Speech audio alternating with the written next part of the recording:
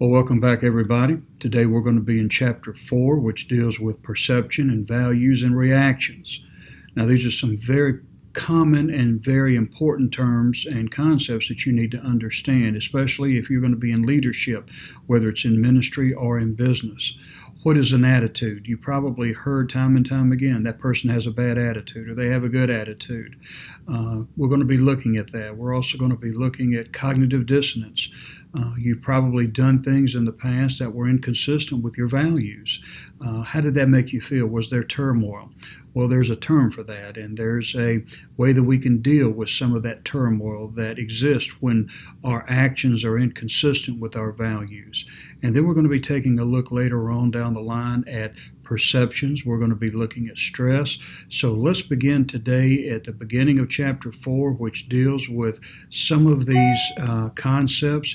Specifically, we're going to be looking at attitudes and some of the dimensions that involve cognitive dissonance and the turmoil that exists when our actions and our beliefs are not congruent.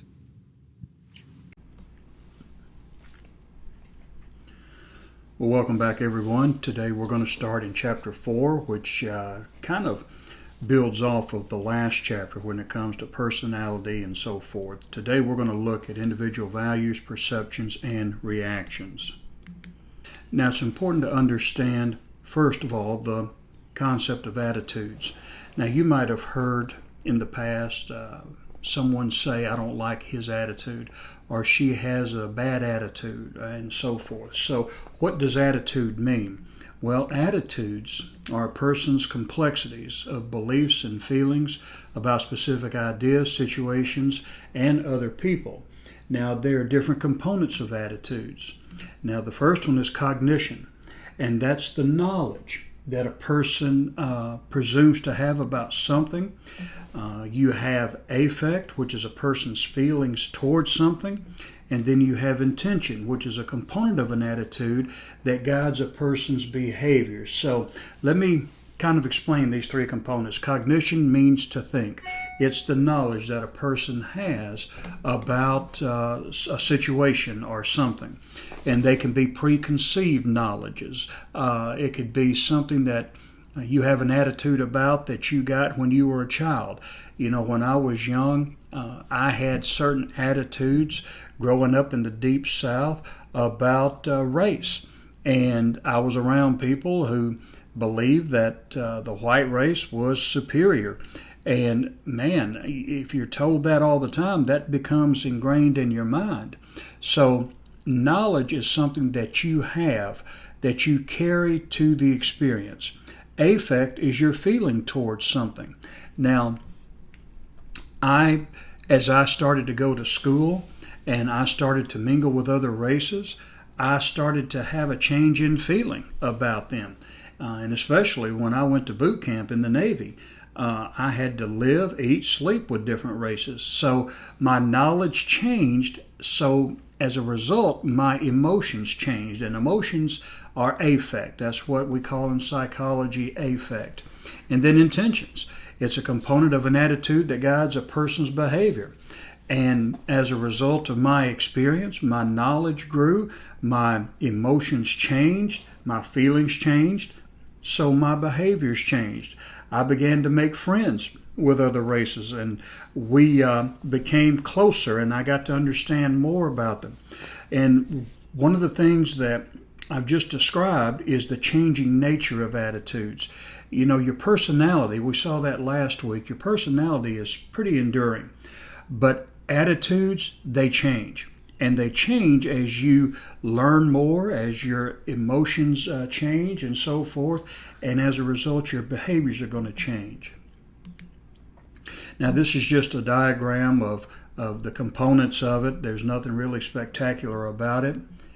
And then we'll continue on with another term that you need to understand, and that is cognitive dissonance. Well, what is cognitive dissonance?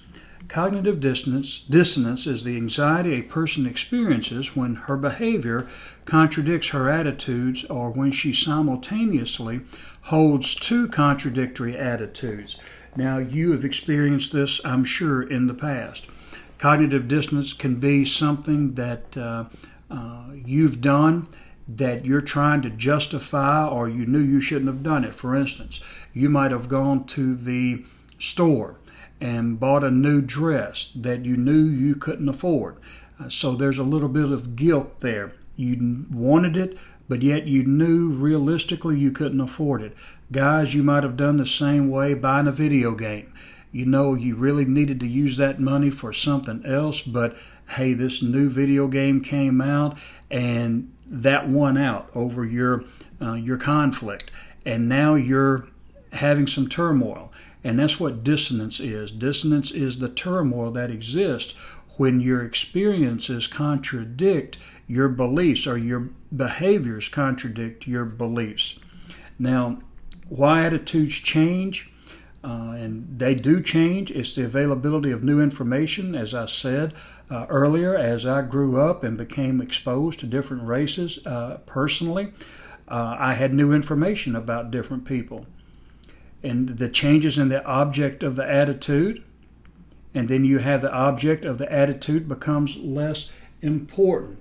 So there are different components here that can change a person's attitude, can change a person's belief, can change their whole outlook on things. Now, I'm going to show you a little video here in a few minutes after we finish this slide that talks a little bit more about cognitive dissonance. And we'll go into that here in just a little bit. But just know right now that cognitive dissonance is the anxiety that people experience when your behaviors contradict your attitudes. Again, to give you another example, I counsel a lot of people who smoke, or I have counseled people who smoke and drink, and they know they're not supposed to do it, but they do it anyway. So the thing about it, and you're going to see in the slide, in order to relieve that cognitive dissonance, you either have to change the attitude or you have to change the behavior. And a lot of times people will change their attitude. Well, you know, it's not really proven definitively that smoking causes cancer. There's a lot of other things that can cause cancer too. So they may try to justify their behaviors and so forth. Now, how to reduce cognitive dissonance? Well, again, change the conflicting attitude. It can be making excuses for the behavior. It could be downplaying the severity of the behavior. Well, you know, cigarette smoking, alcohol, you know, a lot of people do it, and you know, just because I do it, it doesn't mean that I'm going to have liver problems, or I'm going to have lung cancer, or whatever. So you can change the conflicting attitude, or you can change the conflicting behavior. So you can quit, or you can try to go. I think some people try alternative methods, non-alcoholic beverages, and these vapor things and all of that. So, or you can quit cold turkey and, you know, just get off of the stuff altogether. But this is how you can reduce cognitive dissonance. Reason that one of the conflicting attitudes or behavior is not important in this context. We talked about that, and that's downplaying what you're doing. And also seek additional information to better reason that the benefits of one of the conflicting attitudes or behaviors outweighs the cost of the other. So you might look at statistics and data that would support the notion, or the reality really, that smoking and drinking and all of these things are hazardous to your health. Now again, I'm going to show you a video here on cognitive dissonance. So let's take a few minutes after this slide, and then we'll come back. Well, as you can see in the video, they explained it a little bit more. And one of the things that you need to understand really in business is the moral dissonance. Now, folks, I can't emphasize enough how in the business world, you're going to be out of a Christian environment. Some of you are already experiencing that now. And you're going to come across companies and people in these companies who will do whatever it takes to make a sale or to make their company profit. And one time I was faced with that. I was asked to word a person's evaluation in a way that if we wanted to get rid of her, we could fire her. She was older, and she didn't really fit the company's projection of the kind of image they wanted to project. But this woman was a hard worker. I couldn't do it. Now, there was turmoil. I can lose my job and do what's right, or I could keep my job and not be able to sleep at night. Now, it could have been very easy for me to word her evaluation in a way that they could fire. And I could justify it by saying, well, I was only following the company's rules. I was trying to do what the company told me to do. I was a good employee. But that still wouldn't have relieved the moral obligation that I had for her. Because she worked for me and she depended upon me. So I did what was right. I refused to do it, and of course I lost my job over it. But God took care of all of that. So there's going to be times when you're facing some moral dilemmas and moral dissonance over the things that your company may or may not ask you to do. What if the company told you to kind of embellish on the products that you're selling, knowing that what you're saying is not true? So would you be able to do that? Some people wouldn't. So these are the things that you're going to be challenged with. Now, moving on to attitudes in organizations. There's a term, job satisfaction, and that's the extent to which a person is gratified or fulfilled by his work or her work. Usually when there is good rapport between management and labor, your job satisfaction is going to increase.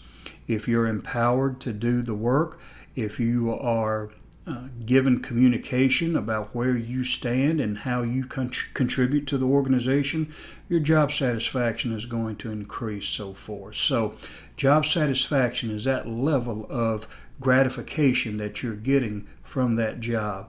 And then organizational commitment, and that's your identification with and your attachment to an organization. Today, there's very little of that in many companies because employees don't feel like they fit in. They feel that they're just a tool.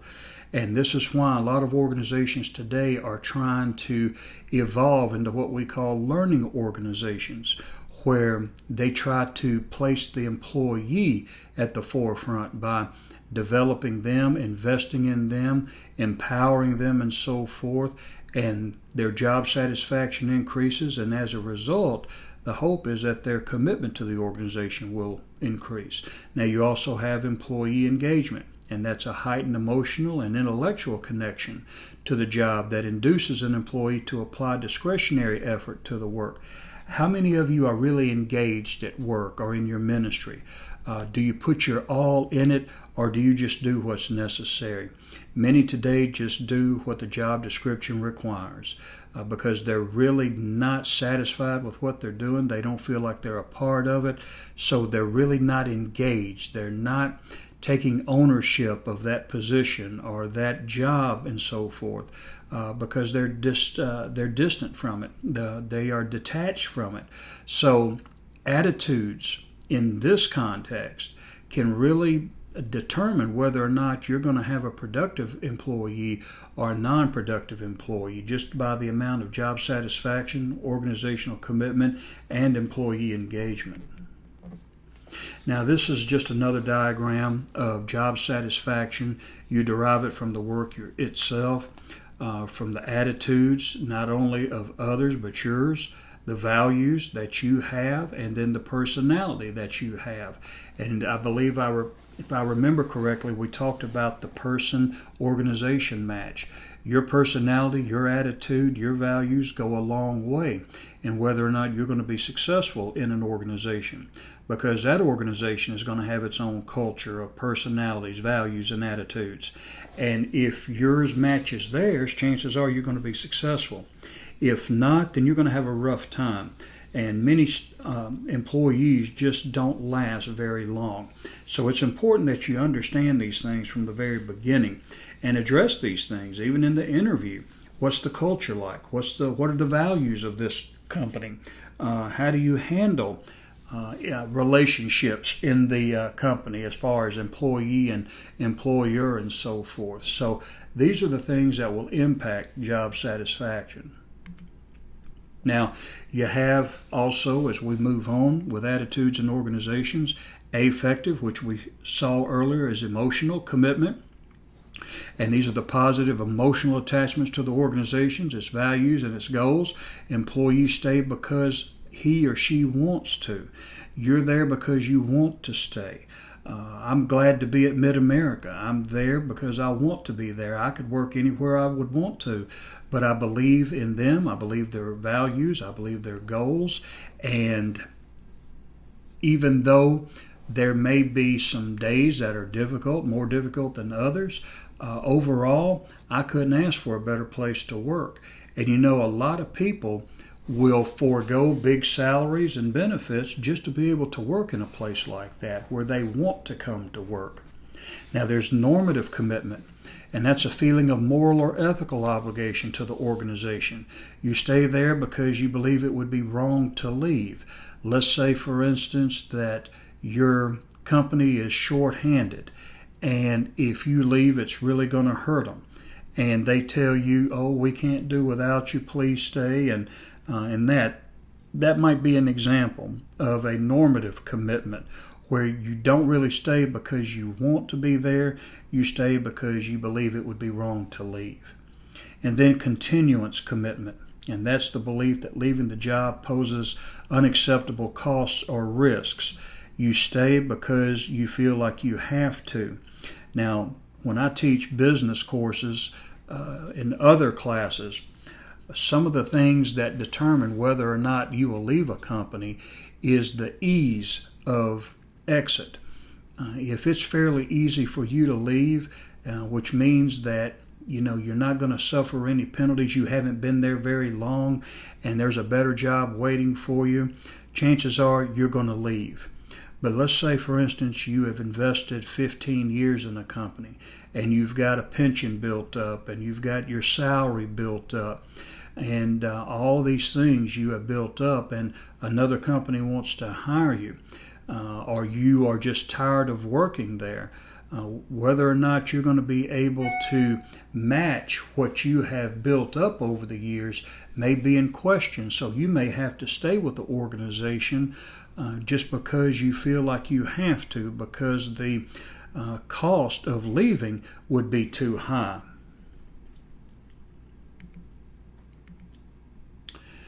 Now, talking about values and emotions in organizations, values are the ways of behaving or end states that are desirable to a person or to a group.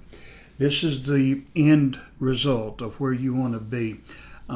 This is how you want to act. These are the things that are important to you, and these are the behaviors that you engage in. Types of values could be terminal, and they reflect long-term life goals such as prosperity, happiness, and sense of accomplishment. What do you value? What are your terminal values? Do you value prosperity? Do you value just having a closer relationship with God? Do you want to accomplish things in your life? Obviously you do, because you're trying to get a degree right now. So you have terminal objectives that will reflect your values. Then you have instrumental, and these are the values that are used, or this is the way that you achieve those terminal values. And these are the behaviors that you engage in to be able to obtain those long-term goals that you value. Intrinsic means it's related to the work itself. A person who is intrinsically motivated, they're going to do a good job because it's just in them to do a good job. They're not motivated by anything else specifically other than to just know that they've done their best. Extrinsic, it relates to the outcomes of doing work, and these people are driven by the tangible rewards that they get by doing work. A person who is intrinsically motivated has a sense of accomplishment, and that gives them value, and that's how they derive their value. Extrinsic, show me the money. Just pay me or give me rewards or benefits or whatever, and that's what will motivate me. And really, both have their place in work. You just need to understand who is motivated by what. Now, you have conflicts among values, and this is fairly straightforward. You have intrapersonal, which is one person holds conflicting values. There's the dissonance there. Interpersonal is when you have two people who are having conflicting values. Your value as a Christian, the secular manager who wants to get everything done no matter what, even if it's immoral, he or she will do it. So that would be interpersonal conflict. Individual organization, an employee's values conflict with those of the organization.